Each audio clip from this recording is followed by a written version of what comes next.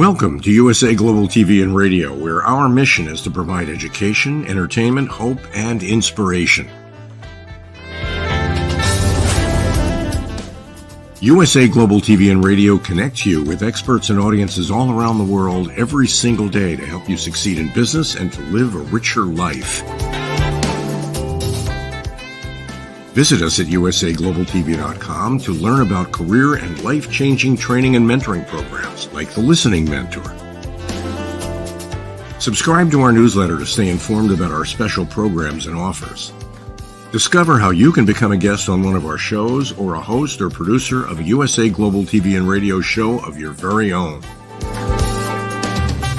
That's USA Global TV and Radio, where the doctor is always in.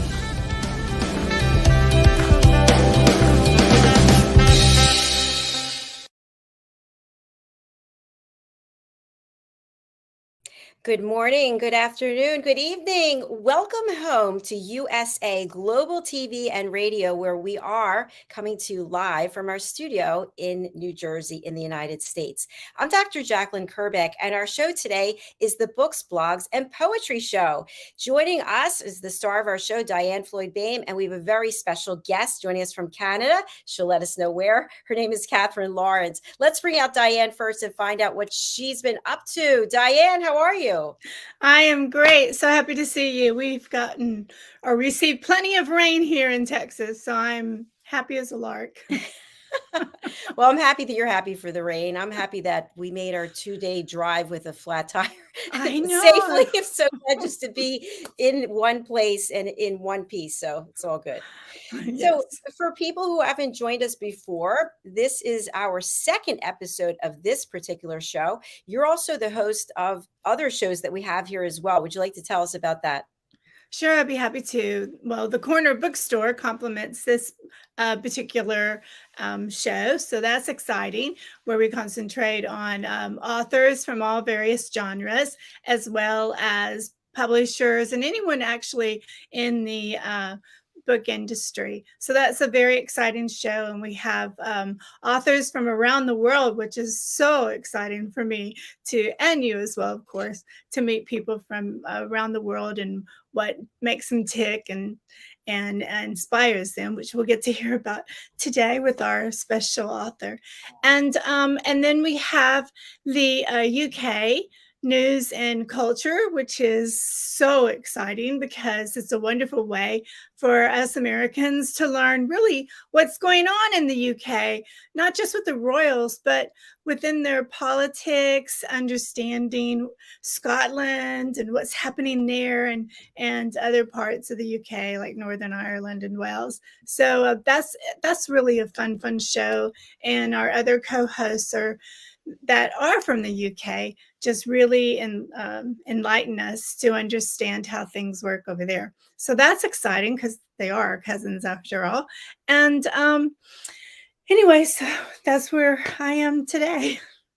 Thanks so much for sharing that, DIANN. Really appreciate it. DIANN is a big part of our platform here. She's done a number of things behind the scenes, especially introduced many people from around the world in her global travels. So thank you so much. DIANN, I'm really excited. We have another wonderful person who was referred to us by Mickey Mickelson. Let's give him a little round of applause. Thank you, Yay, Mickey. He also is very good to us and sends us wonderful people, and we really do appreciate it. So Katherine Lawrence is joining us today from Canada, and she is the author of 5 poetry collections, including a middle grade novel in verse. Let's welcome her to the show. Hello. Good morning. Well, good morning from Saskatoon, Saskatchewan. People have trouble pronouncing Saskatchewan, so that's your first lesson for the morning. And this province is part of the Canadian Prairies, and it's right above North Dakota. Wow, fantastic. Thank you. I love to learn about new places. So Sure. It's a pleasure to have you here today. And we are thrilled because, as I mentioned, this is our second episode. And so you're going to be talking to us about poetry, which I absolutely love. I'd love for you to share a little bit about your experience. How can poetry be really cathartic and therapeutic in terms of getting your feelings out in this way, which is different than just writing in general? Oh, that's a beautiful question. Thank you. It's an especially apt question because this morning we're talking about this middle grade novel in verse titled Stay.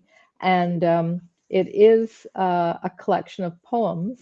Every poem speaks, if you will, to the next poem. So with respect to how not just a child or a teenager can get their emotions out on the page, but anyone, poetry really seems to address the heart. I believe it's because we are just, writing exclusively in, metaphor and images. It's we're tapping a source of language that is almost predates language, so it's really rooted in the body and in feelings. And the main feeling, if you will, that I am addressing in Stay is the confusion and the sadness that attends the child who is going through the breakdown of her family. So that's what Stay is about. It's not entirely sad. It has a hopeful ending, but that's what this book is about. Thank you so much for sharing that. DIANN?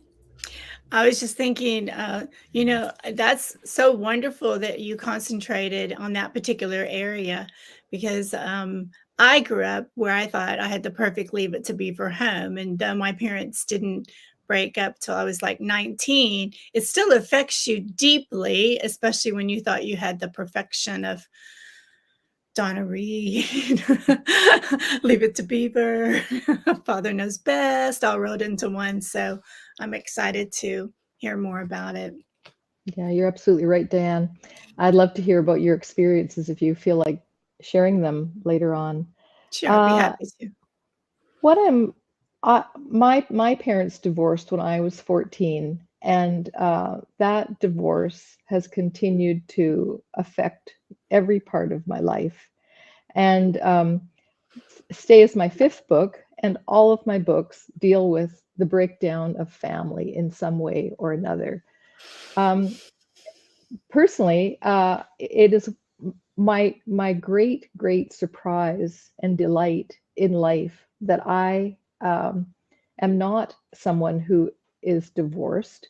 I always thought that among all my friends, I would be the person who would be divorced because I always felt like I didn't know how to maintain a happy marriage and a happy family. I didn't have that model. I knew how to get out of a lousy marriage. I didn't know how to stay with one. But tomorrow I'm going to celebrate 39 years of wedded bliss. Congratulations! Yeah, I know. That is a wonderful major accomplishment. Yeah, it's amazing to me. We've raised two terrific young women. So it's amazing to me. So Stay came out around the same time as Black Umbrella, which is a poetic memoir, also dealing with, as I say, with family breakdown. And in writing Black Umbrella, what I learned was that I did and I do carry the pain of coming from a family that just did not stay intact. At the same time, I have my family to thank for teaching me how to hang in, and that there's no such thing as a Donna Reed family. Father doesn't always know best. The worst thing in the world is to leave a woman at home alone in the suburbs with a couple of kids. It's just a prescription for insanity. So I thank my mother for all her courage for leaving a situation that didn't work for her. It was hard on us, but she ended up she was a fantastic model. I carried huge anger about her decision for a long time. I can still tap into that anger on a bad day. But and she made a lot of really inept decisions. But she did not have a model.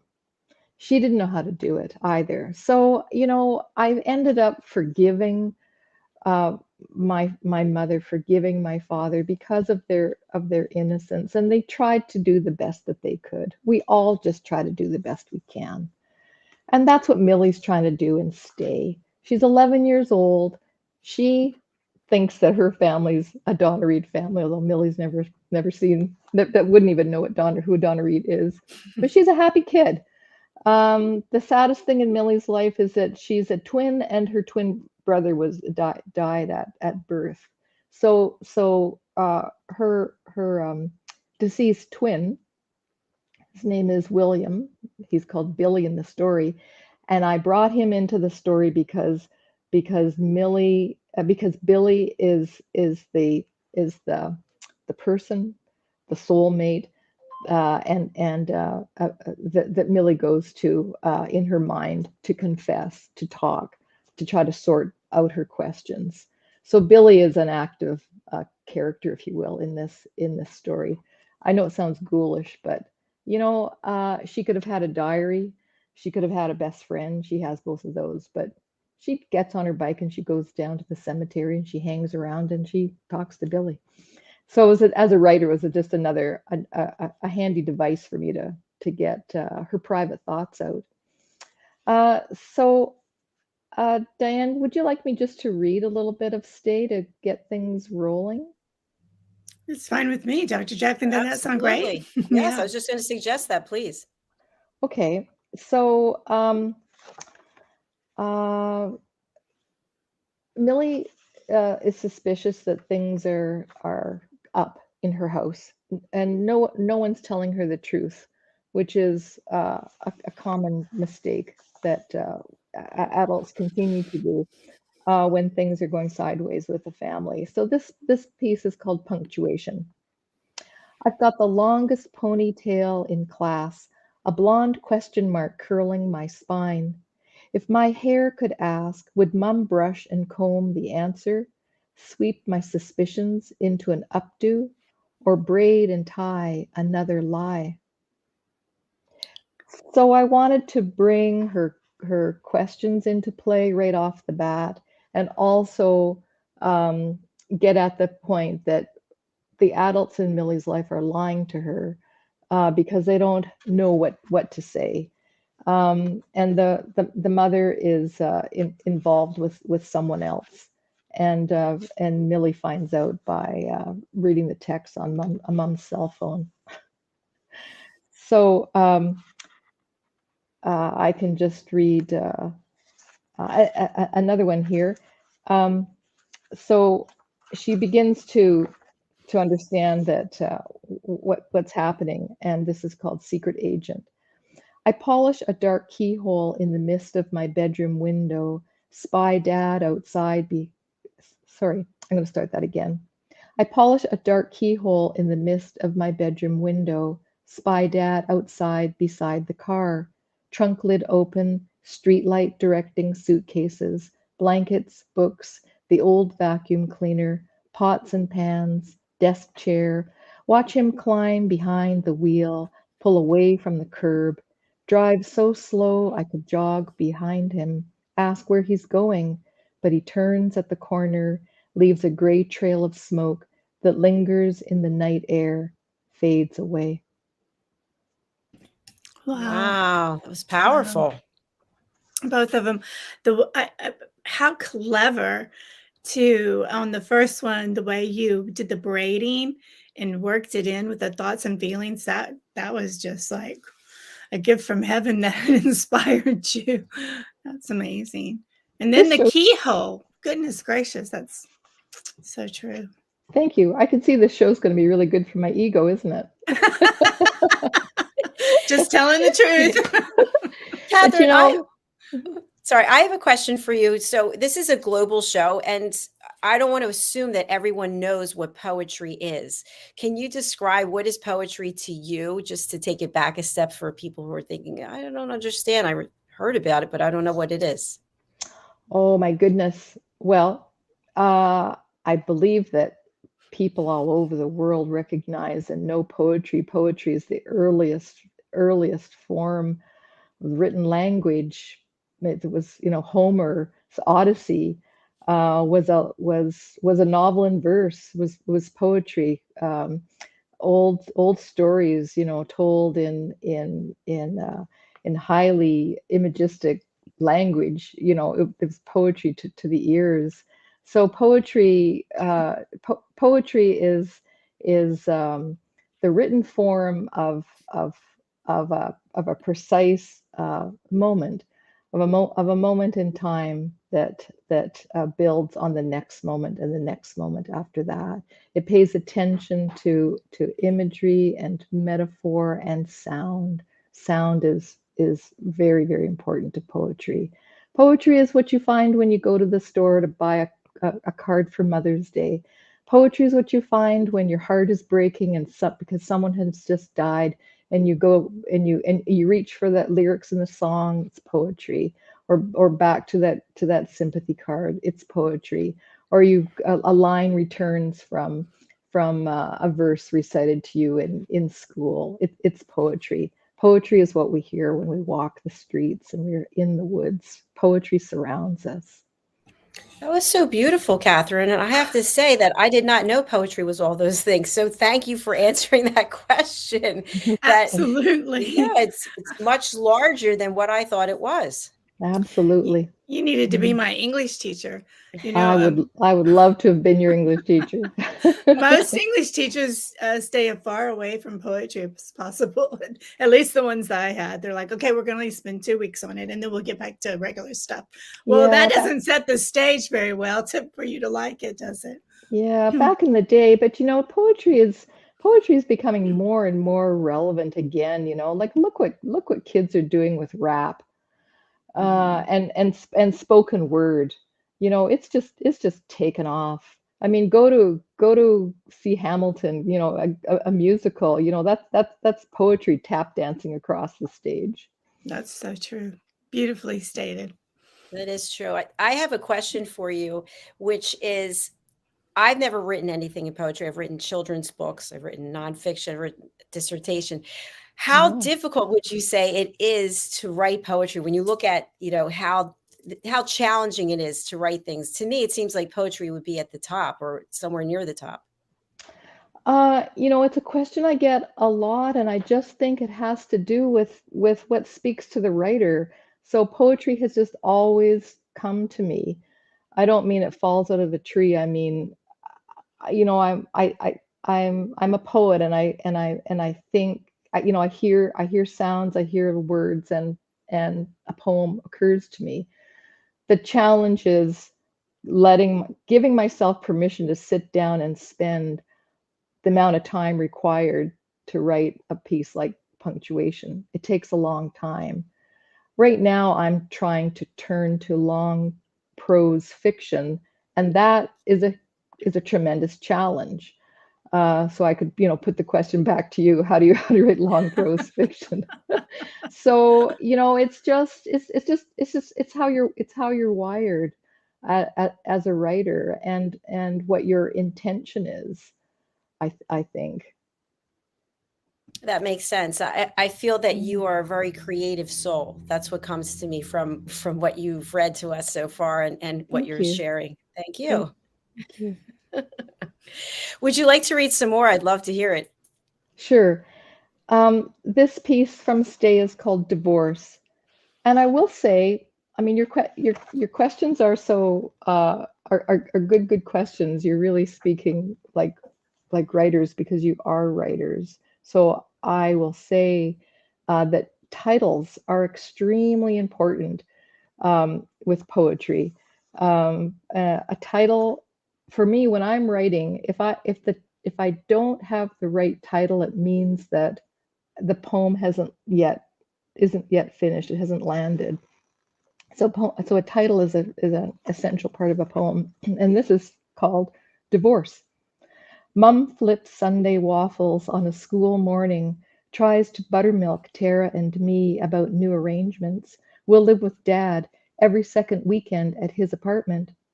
Tara stabs a strawberry with her fork. I drag my bacon through a puddle of maple syrup, chew and swallow. And I'll just move over to New math. New math. 4 chairs at the kitchen table minus 1 dad equals an empty place I can't subtract from the meals we ate together. Dad's clown around jokes, holding a banana to his ear like a telephone, his direct line to those monkeys in Ottawa, or serving our Friday night specialty, chicken a la daddy, deep fried and golden, Mum's pink apron tied around his middle, white chef's hat from the dollar store perched on his head.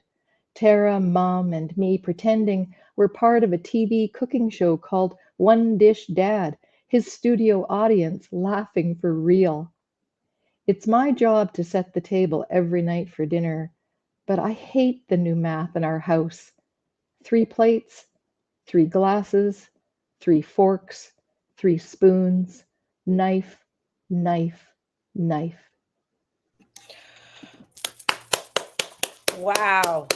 I have like tears in my eyes. I was really moved on that. Thank you. Thank you. Now I got chills. Thank you so much. That's a poem that I always read when I'm addressing a classroom, because the teachers always want me to talk about metaphor without using the word metaphor, and to talk about imagery. I can use that image. But so I'm always saying to the kids, don't worry about like coming in with a big idea or a big emotion. Just go for the specific details. And so this is a poem that really helps them to understand how something as common as a plate, a fork, a knife, carries so much of the weight, and the images do all the heavy lifting. A knife repeated 3 times says volumes. And I know you both, get it. And the kids understand that as well. Oh, they say, yeah, because they understand what a knife does and what a knife means. They get it, that's a symbol. And then we can talk about how repetition is a kind of music. Not only does it make the point, but it carries and it resonates. So thank you for your feedback. I love that poem as well. It reached home for me, that's for sure. So, it's interesting because my parents were married 50 some years. My dad passed away, so I didn't have divorce, but I got divorced. I think maybe I don't have any kids, but for some reason I was really moved by that. Mm-hmm. Well, because you once were a kid, and you're a feeling person. We get it, right? Yeah, and that's what's so wonderful, as the 3 of us know about literature, that literature really helps us to become compassionate and empathetic people, puts us in the shoes of somebody else. We know a little bit after reading Stay what it feels like to go through a divorce. And that's the kind of feedback that I get from kids as well. One day I had a really interesting comment from a little girl who said that reading Stay helped her to understand what her best friend was going through. Her best friend's parents were breaking up, but her friend didn't really have the language, and there was something up. And after reading Stay, she began to understand why her friend was sad and withdrawn, and she didn't get it. So I thought that was wonderful. That is really, really great. So the book acts as a tool as well to help others understand. Yeah, that's right. Yeah. That's great. So, yeah. Oh, sorry. Ahead. Yes, Katherine. So I would love to hear for you to share with people, how do you feel when you're reading your work aloud and you get messages like DIANN, I just shared, like students share, children share? How does that make you feel? It makes me feel like all the time I spend alone in my office is worthwhile. And it makes me feel like this is why I'm here. I may never become a household word name. There's only one Margaret Atwood from Canada in the world. I'm not motivated by becoming a a big name. I'm motivated by reaching one reader at a time. I would be lying to you if I didn't say that that one of the reasons I write is to get my work into the, before an audience. A writer, any artist has got to have an audience. So I'm grateful for my readers, and their feedback is just very, very encouraging. Like this conversation we're having. It's encouraging to read and to be understood.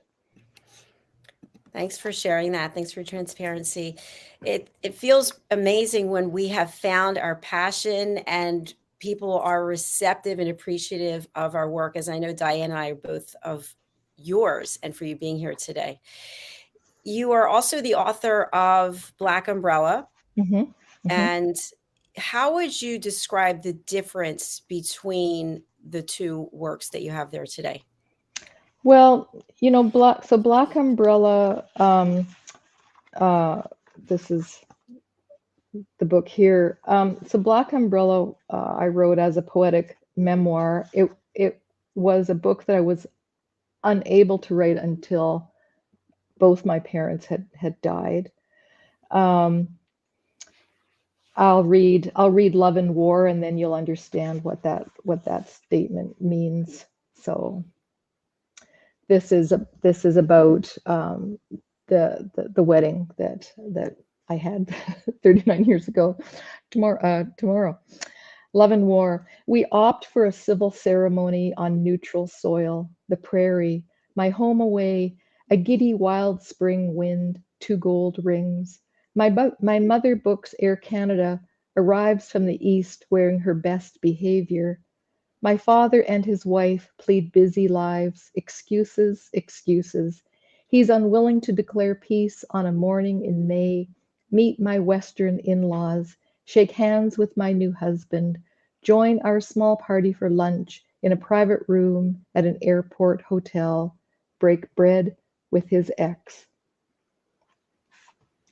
So in that piece, I still carry the deep regret that my parents were still not talking to each other at the time that I got married. So I did not have like the wedding of a little girl's dreams. I had a realistic wedding that I realized later suited my reality. It was a very small wedding. My in-laws, my husband's aunt, a couple of friends. We're a grand total of 9 people, and I wore a beige summer wool suit, skirt and a jacket, no veil, no fancy hat. And then we flew off to the mountains for a weekend of skiing. I'll read this to you. The Heart Wants.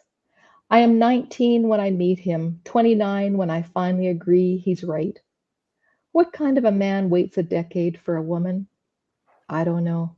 Wait, that's a lie. The better question is this. What took me so long? I was more rabbit than girl in those days. Small game sensing danger, twitches its ears, sniffs the air, bolts. My knack for survival born of a mother who assumed I'd fall for the same trap. She warned me, packed me off with a flashlight, a kiss, and direction. Earn your own gold, she told me. I traveled both poles, trekked alone to better, harder jobs, while he wrote letters and phoned me long distance, a friend who dialed into the heart of the matter. What was the matter? Not a thing. I needed time to fall in love with my body, my voice, my brave, sure-footed animal self. Wow. Wow. We can all relate to that, right? Absolutely. We can. Yeah. And I'll just read the first piece in this collection. So this is thinking back to when I was like Millie and suspicious that there was something up in my house. So this is called Hooked. I knew every charm on her bracelet, The silver sound that chimed as she moved from room to room knew what my father didn't know, knew the link between the tiny telephone dangling from her wrist and the one fixed to the kitchen wall. It rang once every night after dinner, a code she translated by touch, her fingers deciphering the trinket soldered between a jewel-eyed kitten and the teardrop birthstone. I pestered her like a child, begged, tell me, tell me, tell me, I can keep a secret. And I did, or even better. I forgot until years later. I lifted the lid of a velvet-lined box, uncovered that bracelet, a piece little sister didn't fancy, and neither did I. What are daughters to do with a mother's tangle of necklaces, earrings, brooches? We sorted, donated, kept an occasional piece to wear on occasion, fasten a silver chain to the underside of a veined wrist, and listen to her charms, the way I pretended a stranger dialed the same wrong number night after night. Wow. That's going to make me cry. I know. Rip that phone out of the wall. No. Yeah. Yeah, that's right. The good old wall phone. Yeah. Yeah, remember that? You know, like I just reach into my own life. So, you know, Millie who finds out about her mother from reading texts on a cell phone. I clue into what my mother's up to by, you know, overhearing the way her voice would change when the phone would ring on when times when my dad wasn't home. Other nights when he was home, it would just ring once, and then this mysterious charm arrived on the bracelet. So, you know, I was emptying my vault of secrets, which is why I could never have written this while my parents were alive. I wrestled with that issue for a long time. Finally decided those stories were mine, and I came to the work with my own truth and great love for them both. What kind of closure, if any, does it bring to put your experience and your feelings on paper for other people to read and get to know you a little better? Yeah, it's a beautiful question. I was surprised. I really was surprised at the fact that I still needed closure after all these years. But closure, in fact, is what the gift of these books has brought to me. Especially, you know, when I'll go out and I'll do a reading at a festival or something, and there'll be people, usually women, who want to come and just talk to me about their experiences, either as a child of divorce, an adult child of divorce, or they've been through divorce as well. They just want to talk. We just want to share our experiences. You know, I remember once a grandmother talking to me in tears because she was so concerned about her 3 grandchildren. You know, that family was breaking up, and did I have any advice, is what she wanted.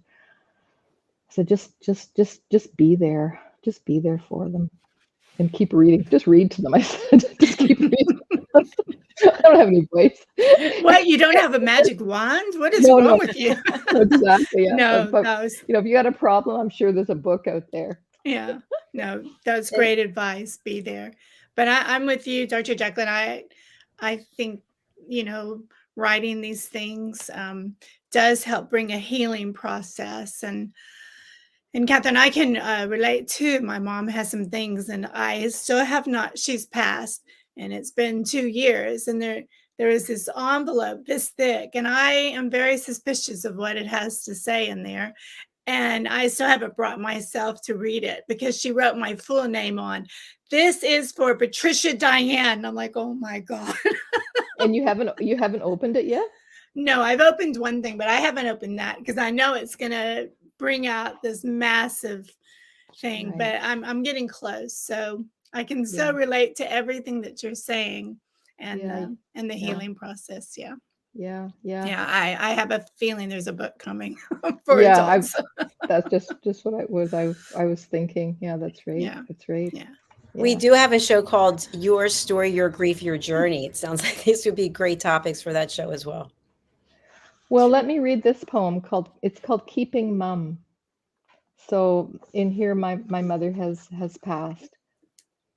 I return to pack your closet, a private room once kingdom to a child, walls lined with treasure, hexagon hat boxes, shoe boxes, pastel dresses, silk robes, and beaded gowns, hems caressing the top of my head as I crawl deep while you count 8, 9, 10.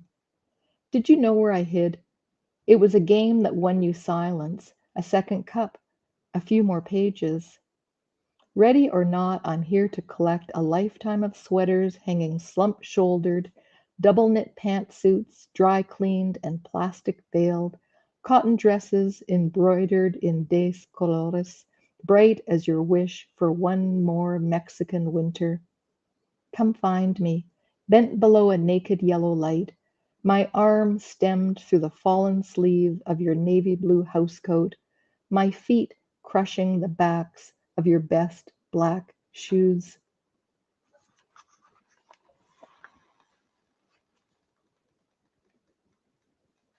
Diane, you're on mute. Sorry, I said another one. You truly have the gift. And what a blessing you are to so many people. I'm so glad you're writing. Well, thank you. Thank you so much.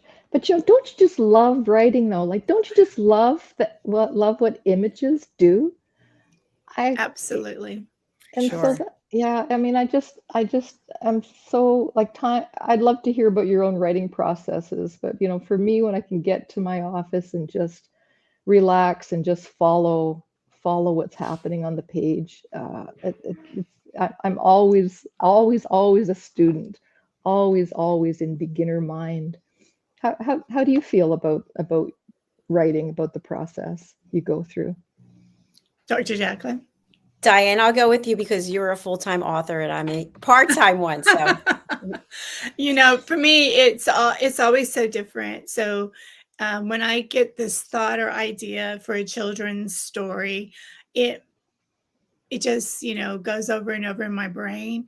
And then I'll wake up in the middle of the night or I'll be in the garden and then the whole story comes to me. And then I go into this room that I'm in right now. And this is my magical room where everything happens. And then I start writing the story. And then I write the whole story. And then I go back and I, like a piece of clay, mold it and so forth. Right. Now, for my young adult historical fiction, that's totally different because I already knew the complete theme that I wanted and where I wanted to go with it. And then that was so much time into studying the history of that particular time period. So totally different. But boy, the process, the fun of it all is it's quite exciting. Like sometimes I think, how did I write all those words today? Right. Yeah. Right. Where did that come from? Yeah. So, you get into that zone and you were meant to write that day. But I think what you do is a true gift. Not everybody can write poetry and build the imagery that you're building with your words. And I loved what you said at the very beginning of explaining poetry about the sounds and the imagery. You just said it so beautifully. Yeah, I'm always, well, I have friends who are novelists and some of them will read their work out loud to themselves to try to really improve the sound and the cadence of the lines, which I find very interesting. It's fun to have friends like that. Yeah, for your soundboard, isn't it? Yeah. and I have to say with the, they'll read their own. I'm telling you, they'll read their own work, like as novelists. Oh, okay. Trying to infuse their own work with sound and rhyme. Anyway, Right. Yeah. Sorry, Jacalyn. Absolutely. I was just going to say that as I'm writing these children's books, I have an illustrator who's actually pulling the whole thing together, but you are illustrating it with your words and without having pictures. So that's really quite impressive. It's a good way to put it. 2 people to do what I'm doing. It takes you 1. So takes a long time. It takes a long time. Katherine and Diane, we are actually at the end of our time today. So by so fast. I can't believe it. We have another show did. right after this. But Katherine, we welcome you back on this or any of our other shows. I'm going to spotlight you again. How can people contact you, and who would you like to contact you? Anyone's welcome to contact me. My email address is up on the screen, and my website is katherinelawrence.net. So please, I'd love to hear from you. All right. Thank you very much. It's been a pleasure having you here today. It's lovely meeting you. Thank I you. love the questions. So generous. Thank you. DIANN, how can people reach you, and who would you like to contact you? So you can reach me at my website, DIANNFLOYDBOEHM, DIANNFLOYD.BOEHM.com. And all my social media is right there. So if you're an Instagram person or Facebook or LinkedIn, you just click there. And so it's a one-stop shop. Before Katherine goes, I would also like to find out how people can order her books. You can contact me directly, or you can contact my publisher for Stay. That's through a Shadow Paw Press, or with Black Umbrella. My publisher is Turnstone Press. Great. Fantastic. Thank you so much.